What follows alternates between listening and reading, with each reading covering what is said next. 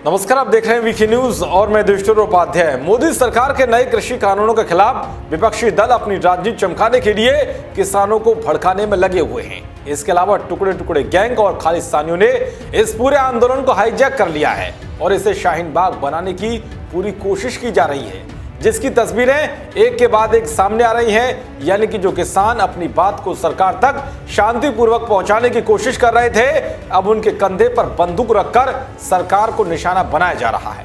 हालांकि देश के अन्नदाता भी समझ गए हैं, कुछ संगठन उनका गलत इस्तेमाल करके अपना सियासी उल्लू सीधा कर रहे हैं। इसीलिए किसानों ने भी कई जगह से अपने आंदोलन समेटने शुरू कर दिए हैं, लेकिन कई जगह किसान इन कानूनों को वापस लेने की जिद पर अड़े हुए हैं और इस आंदोलन की चिंगारी को बढ़ाते हुए नजर आ रहे हैं। अब ऐसे किसानों से निपटने के लिए सरकार ने एक बड़ा एक्शन प्लान तैयार किया है, जो 10 बिंदुओं पर आधारित है, जिसके तहत सरकार अलग अलग फ्रंट पर इस पूरे मामले से निपटने की कोशिश करेगी।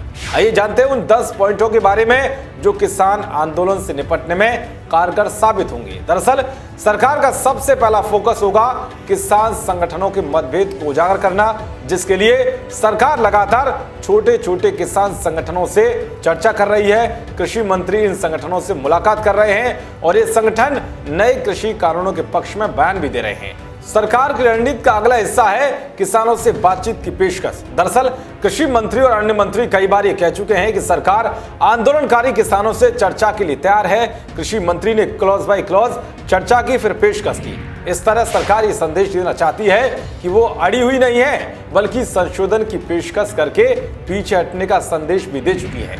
इसके अलावा सरकार की रणनीति का हिस्सा होगा आंदोलनकारी किसान संगठनों में फूट डालना। दरअसल भारतीय किसान यूनियन के कुछ गुट से सरकार ने अलग से बातचीत की।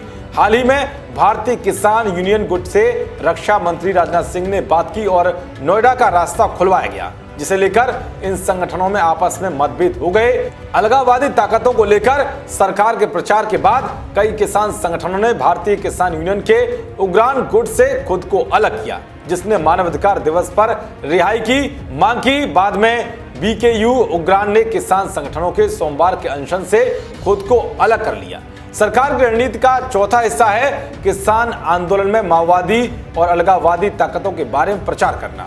दरअसल वरिष्ठ मंत्री और बीजेपी नेता लगातार टुकड़े टुकड़े गैंग और माओवादी ताकतों, खालिस्तानी ताकतों के बारे में बात कर रहे हैं। एक किसान संगठन ने दिल्ली और महाराष्ट्र हिंसा के आरोप में पकड़े गए लोगों की रिहाई की मांग की, जिसने सरकार को और बल दे दिया। विदेशों में हुए प्रदर्शनों में खालिस्तानी तत्वों की मौजूदगी में इन आरोपों को हवा दे दी है कि इस आंदोलन को अलगाववादी ताकतों का समर्थन है, जिसके चलते कई जगहों से किसानों ने अपना आंदोलन समेट लिया है। इसके अलावा सरकार किसान आंदोलन से निपटने के लिए जनमत तैयार कर रही है। बीजेपी के वरिष्ठ नेता और कैबिनेट मंत्री 700 से ज्यादा जिलों में प्रेस कॉन्फ्रेंस, किसान रैली और चौपालों के माध्यम से कृषि कानूनों के फायदे गिनाएंगे। इस बारे में उठे सवालों का जवाब दिया जाएगा।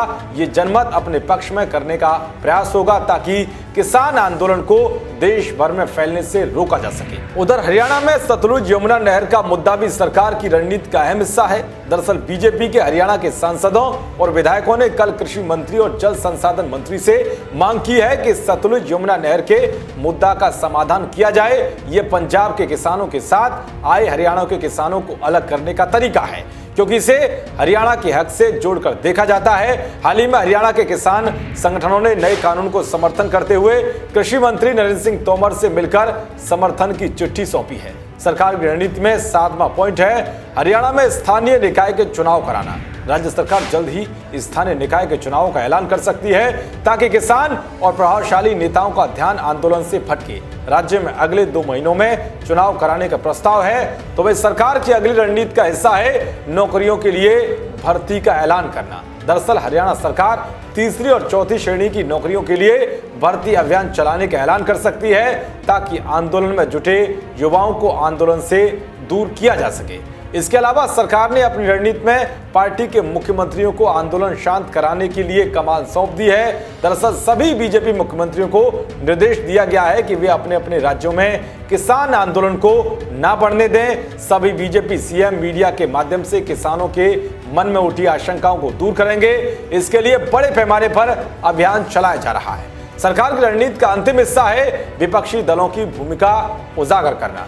दरअसल सरकार विपक्षी दलों की दोहरी भूमिका उजागर कर रही है, जिन्होंने किसी समय कृषि सुधारों का समर्थन किया था। किसान आंदोलन में राजनीतिक दलों के झंडे दिखने से सरकार कह रही है कि इस आंदोलन का राजनीतिकरण हो गया है और किसान संगठन विपक्षी दलों के हाथों में खिल रहे हैं। तो इस तरह से मोदी सरकार ने किसान आंदोलन से निपटने के लिए आक्रामक रणनीति बनाई है, जिसे जमीनी स्तर पर उतार दिया गया है। अब देखना यह होगा कि जो संगठन किसानों को भड़काने की कोशिश कर रहे हैं, उन पर सरकार का ये 10 पॉइंट वाला एक्शन प्लान कैसे भारी पड़ता है। देश और दुनिया की तमाम खबरों को पाने के लिए देखते रहिए वीके न्यूज। नमस्कार।